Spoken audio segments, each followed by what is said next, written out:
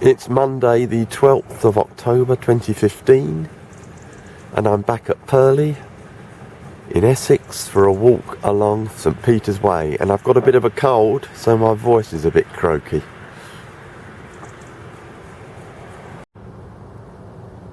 And there's a view of All Saints Church, Purleigh.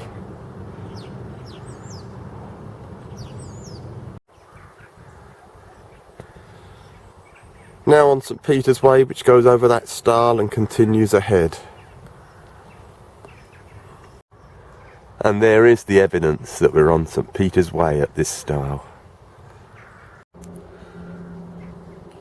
Well, at this point you don't go over the stile ahead but turn left along there, to a stile there. Further on we have to cross this big ploughed field. St Peter's Way now crosses the embankment of the old disused Morden Railway. Now on the embankment of the old railway, and that is the way ahead of St Peter's Way.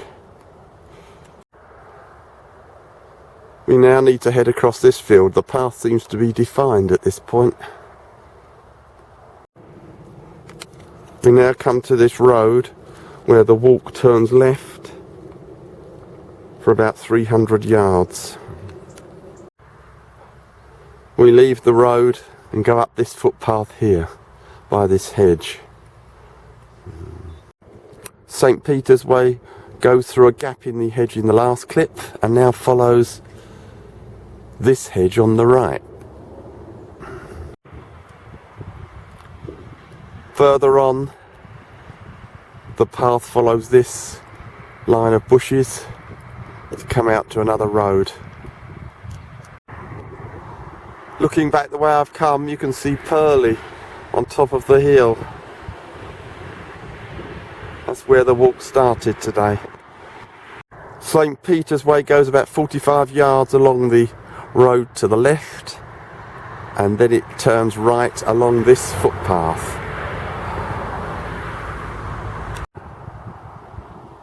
The hedge ends and we have to now cross this vast ploughed field.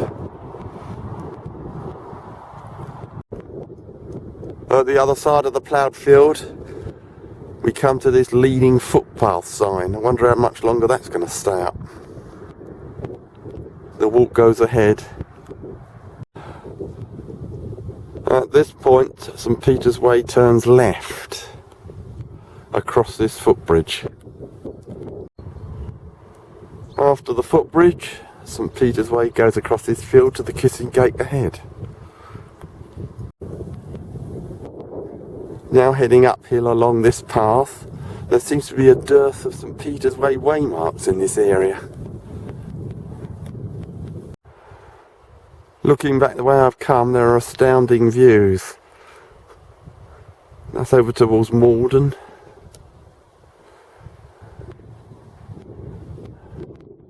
And there's Purleigh on the hill.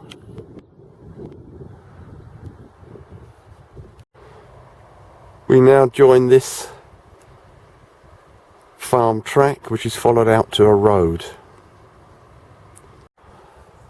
We now turn right along this road for a while. St Peter's Way passes the White Horse pub in Mundon.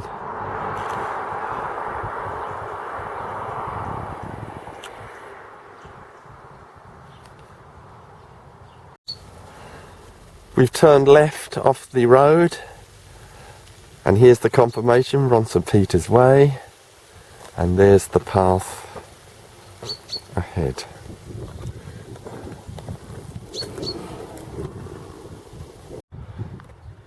St Peter's Way now goes along this semi-gravelled path to join another road. The walk meets the road at a corner and keeps straight on along it. The walk passes St Mary's Church, Mundon.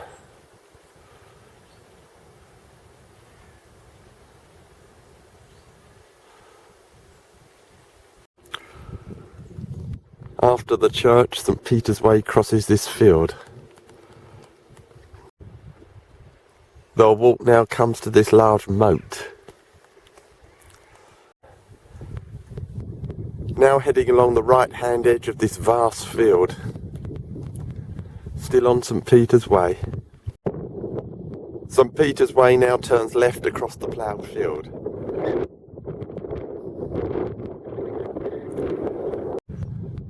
As I'm crossing the ploughed field, to my left there seems to be a line of dead trees.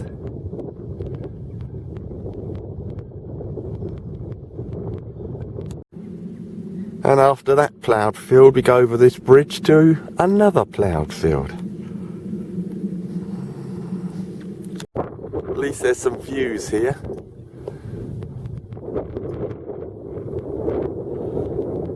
And as you can see, they've actually made a bit of a path across this field. Over another bridge, and now a ploughed field without any made up path. It looks terrible, this one.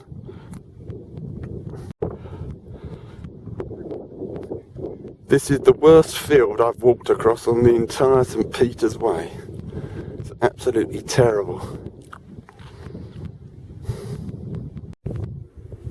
After the horrific ploughed field, there were some route finding problems, but I managed to get back on St Peter's Way on the seawall of Lawling Creek. I'm only a few yards away from that ploughed field. Great views over Lawling Creek. In the distance there's that dreaded ploughed field. And there's the seawall ahead, St Peter's Way. More views across the creek. And there's the path ahead. Here's the panorama of the creek.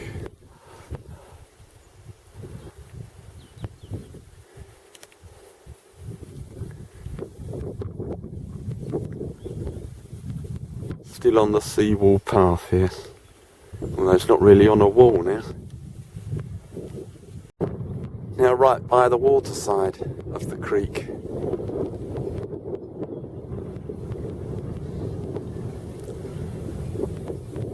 There's the way ahead of St Peter's Way. Now approaching Maylandsea Yacht Club. We leave the creek, I think, shortly after. What a view. Made up for the ploughed field, really. After leaving the seawall at the creek and trudging through the streets of Maylandsea, St Peter's Way follows this enclosed path. Further on, the path becomes greener. St Peter's Way now goes ahead across this field. After crossing the field in the last clip, St Peter's Way heads along this path on the edge of woodland. We now bear right along this made-up track. St Peter's Way turns left off that road in the last clip along this wide, clear track. Hooray for a nice clear track. We're now on another seawall, coming to the end of a creek here. Now heading along this seawall, along this small creek. Good views all around. We cross over this stile, there's a St Peter's Way marker, and the seawall ahead. Further on and the creek has widened. Interesting bird song here.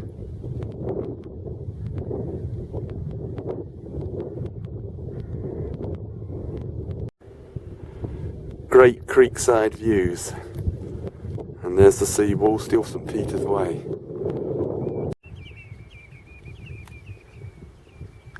Great bird song.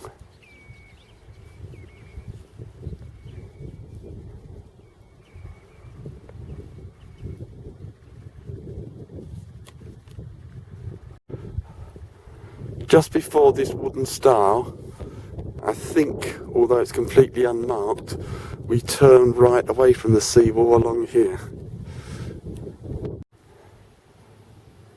Now heading along this path with a fence on the left. The track goes slightly uphill further on, and great views have opened up to my right.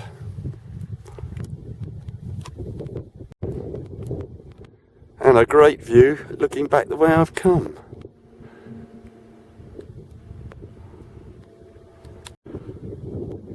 Now across this field, past the farm buildings, along a farm track to the road at Steeple and the end of the walk. Now in Steeple, here's St Lawrence and All Saints Church.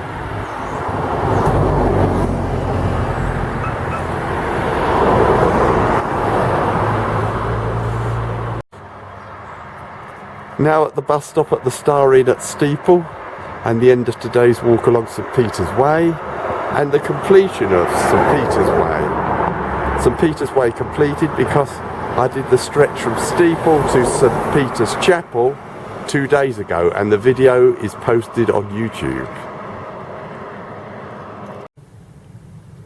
And just to end, there is a view of the Star Inn at Steeple. I'm now waiting for the bus.